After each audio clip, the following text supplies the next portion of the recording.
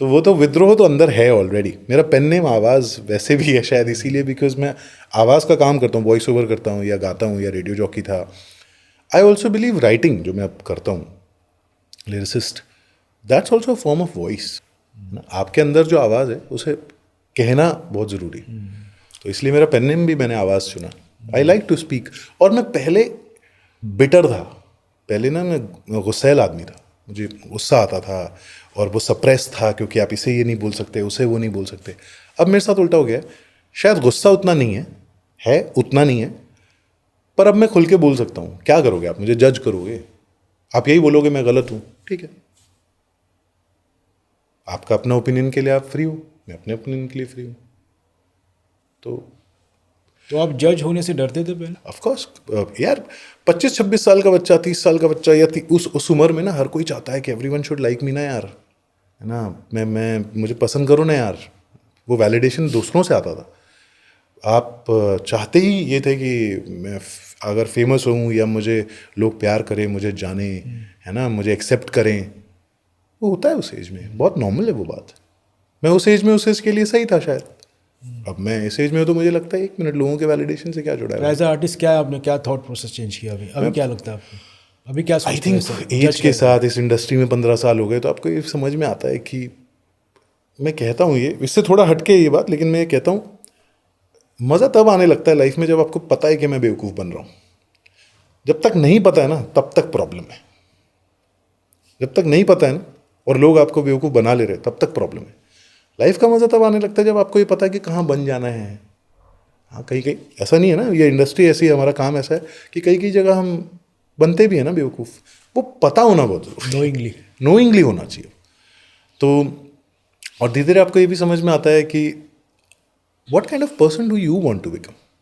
ये अपने आप से सवाल, एक क्वेरी हमेशा बहुत ज़रूरी है कि आप कैसा इंसान बनना चाहते मैं आपसे पूछता हूँ, आप कैसा इंसान बनना चाहते हो। मैं एक तो हर दिन ग्रो करना चाहता हूँ इंटरनली। एक्सटर्नल ग्रोथ तो हमारी मेहनत से, इससे उससे, ठीक है, शायद किस्मत से भी होती है। हम बहुत सारे लोग रियलाइज़ नहीं करते और हम लोग उतने ग्रेटफुल नहीं हैं शायद।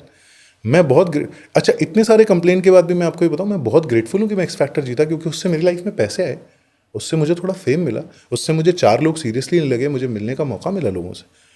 तो सारी शिकायतें एक तरफ, पर मैं ग्रेटफुल हूँ। बहुत लोगों को लगता है ना कि जैसे ही आप नेगेटिव किसी चीज़ के बारे में बात करते हो आप ग्रेटफुल नहीं हो। नहीं, ऐसा नहीं है।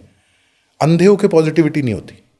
ऐसा नहीं है कि एकदम सब पॉजिटिव पॉजिटिव है मेरे, अरे भाई साहब मैं बहुत पॉजिटिव आदमी हूँ, ऐसा नहीं है। ऑब्जेक्टिव भी हो सकते हो ना आप चीज़ों के लिए, प्रैक्टिकल हो सकते हो कि हाँ उसमें भी नेगेटिव चीज़ें थी पर मेरे लिए अच्छा हुआ उसमें। खैर, तो मैं एवरीडे ग्रो करना चाहता हूँ इंटरनली। मैं कोशिश करना चाहता हूँ कि अगर मुझे, सबसे पहला चैलेंज ये होता है कि आपको अपनी कमियां पता तो चले कि मेरे में क्या क्या प्रॉब्लम्स हैं। मैं चाहता हूँ मैं हर दिन वो अवेयर आदमी बनता जाऊँ जिसको ये पता है कि हाँ यार ये प्रॉब्लम है मेरे को, ये तो सॉल्व करना। जैसे मेरा गुस्सा, मैं आपको कह रहा हूँ, या सप्रेस्ड था बहुत गुस्सा, वो है। मैं विक्टिम फील करता था बहुत कि लाइफ ने ना मेरे साथ ऐसा किया लाइफ ने यार, वो मैं फील करता था, मैं विक्टिम था। आई थिंक वो चला गया। वो ऐसा है कि हाँ लाइफ है, होगा। लाइफ हमेशा अच्छी अच्छी नहीं रहेगी, हमेशा बुरी बुरी नहीं रहेगी। और भगवान को मानना बंद करने से मैं फ्री हो गया। The day I stopped believing in God, I think I became freer. क्योंकि ना सारी रिस्पॉन्सिबिलिटी फिर खुद पे आ गई। उसके पहले ना अच्छा कर रहा है तो भगवान कर रहा है, बुरा कर रहा है तो भगवान कर रहा है, ऐसा हो रहा है तो भगवान कर रहा है, वैसा हो रहा है तो कर्मा है, ऐसा हो रहा है तो ये नहीं। जिस दिन आपने ये कह दिया 1 मिनट भाई शायद मैं ही कर रहा हूँ, मेरे अंदर प्रॉब्लम, जिस दिन से वो होना शुरू हुआ ना, मुझे लगता है इंटरनल हो गई सारी जर्नी। अब सारा बहुत लड़ाई सही झगड़ा कहा। अंदर अंदर से हो गया, बाहर बाहर कुछ नहीं है। जब हम खुद रिस्पॉन्सिबिलिटी लेते हैं जो भी हो रहा है हमारे हाँ साथ, तो आधी प्रॉब्लम सॉल्व हो जाती है। हाँ, वो बिल्कुल सही है किसी वो को हम बात। लोग ब्लेम करते रहे, भगवान, किस्मत। और हो सकता है हूँ भगवान, पर मेरा कहना है मेरी लाइफ में जो हो रहा है वो तो मेरे साथ हो रहा है, तो वो तो मुझे डील करना है। और मुझे नहीं लगता भगवान या जो भी वो एंटिटी है अगर कहीं, तो वो आपके हिसाब किताब में नहीं उलझा हुआ है। उसका अपना एल्गोरिदम है। हाँ, उसको इसमें नहीं, अच्छा आज आपने ये किया 1 मिनट, अच्छा कल आपने किया 1 मिनट 1 मिनट। तो वो मेरे को एल्गोरिदम नहीं में लगता होगा। भगवान ये करने में बिजी है। It works in a different way.